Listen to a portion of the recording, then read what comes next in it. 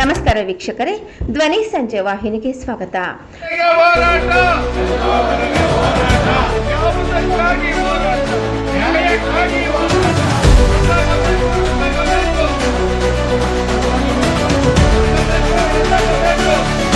ದಯವಿಟ್ಟು ಗಟ್ಟಿಯಾಗಿ ನಿಂತ್ಕೊಳ್ಳಿ. ರಮೇಶ್, ಗಟ್ಟಿಯಾಗಿರ್ರಿ. ನಮ್ಗೆ ಏನಾಗಿದೆ ಅಂದ್ರೆ, ನಾನು 11 ತಿಂಗಳಿಂದ ಓಸಿ ಬಗ್ಗೆ ನಾನು ಹೋರಾಟವನ್ನು ಮಾಡ್ತಾ ಇದ್ದೆ.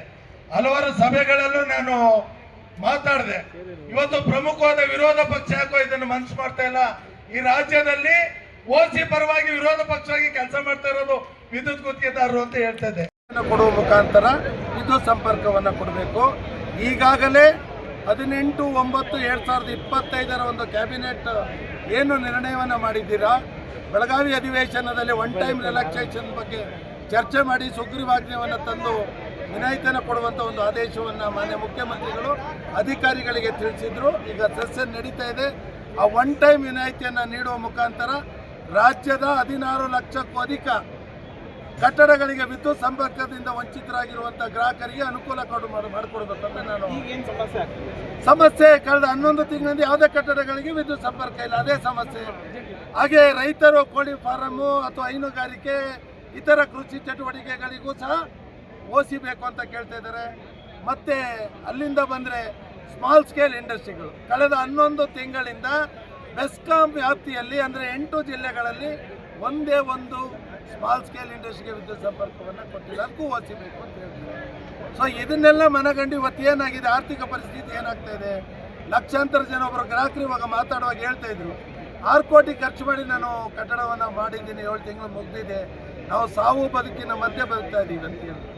ಇದು ಸರ್ಕಾರಕ್ಕೆ ಗೊತ್ತಿದೆಯೋ ಇಲ್ವೋ ಗೊತ್ತಿಲ್ಲ, ಅಥವಾ ಕಂಡು ಕಾಣದ ಹಾಗೆ ಕಣ್ಣು ಮುಚ್ಚಿ ಕೂತಿರುವ ಸರ್ಕಾರ ಅಂತ ಈ ಸಂದರ್ಭದಲ್ಲಿ ಹೇಳಕ್ಕೆ ಹೇಳ್ತೀನಿ.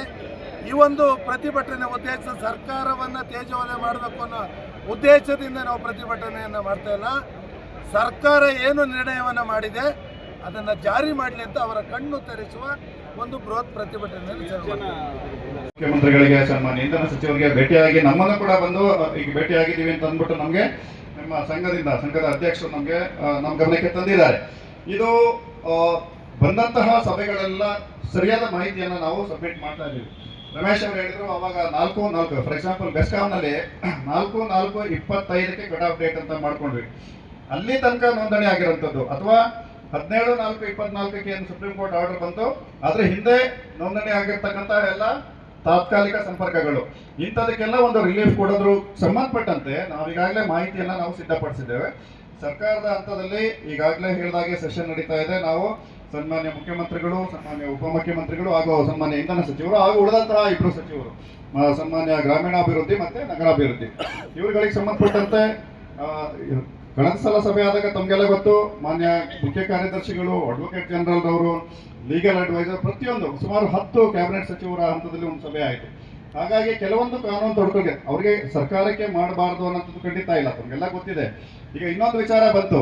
ಈಗ ಒಂದು ಗ್ರಾಹಕರಿಗೆ ಅಷ್ಟೇ ಅಲ್ಲ, ನಮ್ಮ ಕಂಪನಿಗಳಿಗೂ ಸಹ ಕಷ್ಟ ಆಗಿದೆ. ಇದ್ರಲ್ಲಿ ಏನಾಗಿದೆ, ಗ್ರಾಹಕರಿಗೆ ತುಂಬಾ ಕಷ್ಟ ಆಗಿದೆ. ಗ್ರಾಹಕರಿಂದ ತಾವು ಲೈಸೆನ್ಸ್ ಕಾಂಟ್ರಾಕ್ಟರ್ಸ್ ಕೆಲಸ ಒಪ್ಕೊಂಡಿರ್ತೀರಿ, ಮುಗಿಸ್ಲಿಕ್ಕೆ ಆಗ್ತಾ ಇರೋದಿಲ್ಲ, ಅರ್ಧಂಬರ್ಧದಲ್ಲಿ ನಿಂತಿರುತ್ತೆ, ಅದು ತಮಗೆ ತೊಂದರೆ. ಅದು ಕಂಪ್ಲೀಟ್ ಆಗ್ದಾನೆ ನಮಗೆ ಕಂಪನಿಗೆ ಬೇಕಾದಂತಹ ಏನು ಆದಾಯ ನಿರೀಕ್ಷಿಸ್ತಾ ಇದ್ದೀವಿ, ಅದನ್ನ ಕಂಪನಿಗೂ ಕೂಡ ತೊಂದರೆ, ಎಲ್ರಿಗೂ ತೊಂದರೆ ಆಗಿದೆ ಇದರಿಂದ, ಅಥವಾ ಇಂಧನ ಇಲಾಖೆ ಇದರಿಂದ ಬಹಳ ಏನು ಒಳ್ಳೇದಾಗಿಲ್ಲ. ಬಟ್ ವಿಷಯ ಏನಂತಂದ್ರೆ, ಅಥವಾ ಸರ್ಕಾರ ಯಾವುದೇ ಹಂತದಲ್ಲಿ ಉನ್ನತ ಮಟ್ಟದಲ್ಲಿ ಕೊಡಬಾರ್ದು ಅನ್ನೋಂಥದ್ದು ಯಾವ ಹಂತದಲ್ಲೂ ಇಲ್ಲ, ಕೊಡಬೇಕು ಅನ್ನೋಂಥದ್ದು ಎಲ್ರಿಗೂ ಇದೆ. ಬಟ್ ಹೇಗೆ ಕೊಡಬೇಕು, ಕಾನೂನಾತ್ಮಕವಾಗಿ ನಾವು ಸುಪ್ರೀಂ ಕೋರ್ಟ್ ಆದೇಶದ ವಿರುದ್ಧ ಆಗಬಾರ್ದು ಅನ್ನೋ ನಿಟ್ಟಿನಲ್ಲಿ ಅದನ್ನು ಸರ್ಕಾರ ಚಿಂತನೆ ನಡೆಸಿದೆ. ಇದಕ್ಕೆ ಸಂಬಂಧಪಟ್ಟಂತೆ ತಮ್ಮ ಮನವಿಯಲ್ಲಿರ್ತಕ್ಕಂಥ ಅಂಶಗಳನ್ನು ನಾನು ಯಥಾವತ್ತಾಗಿ ಸರ್ಕಾರದ ಎಲ್ಲ ಉನ್ನತ ಮಟ್ಟದ ಸಚಿವರು